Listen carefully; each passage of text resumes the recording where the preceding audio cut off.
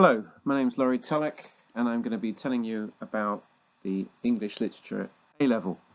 As you can see in front of you, I've actually listed all the texts you're going to study in the 2-year period. Well, just about all of them.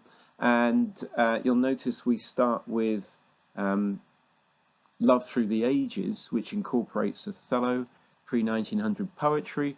We also move on to Great Gatsby and A Room with a View.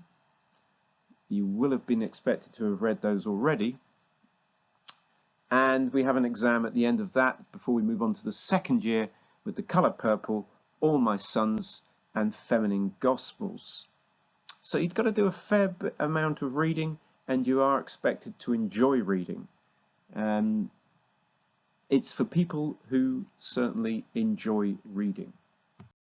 Okay, so first of all, I'll talk to you about why study English literature, what you're going to study, and how you'll be assessed, and what careers this could lead to. Okay, so, well, hopefully you're doing reading because you really do love reading, and that's why you're drawn to literature.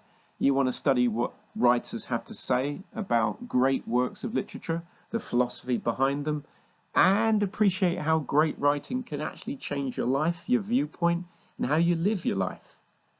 You know, there's many things we study out there that get us through exams and earn us a living, but few subjects actually tell us how to approach life and how to live your life.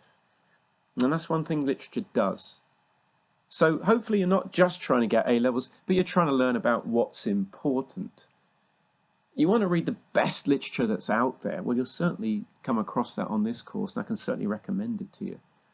Hopefully you're good at discussion. You're able to analyze and speak out about your viewpoint, because you'll need to. That's how learning takes place.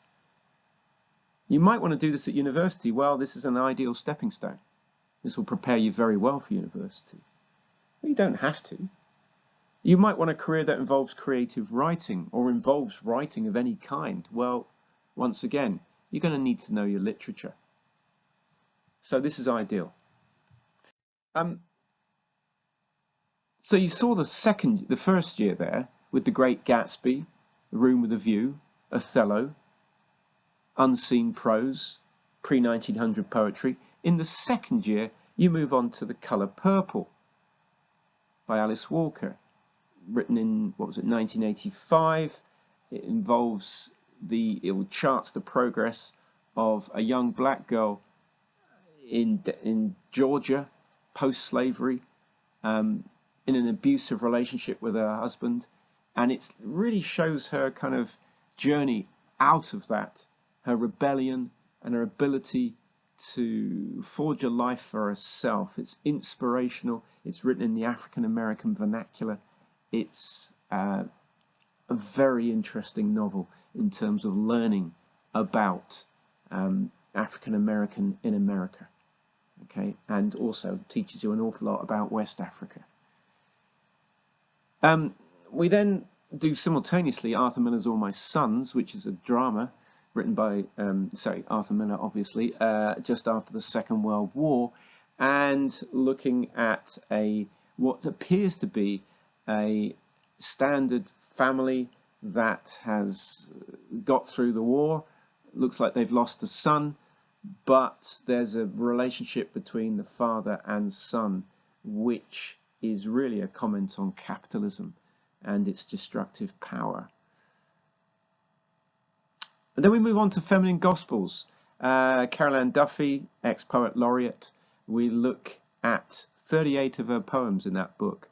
Some of them are very light-hearted, some of them are very deep, some of them are very, very hard-hitting.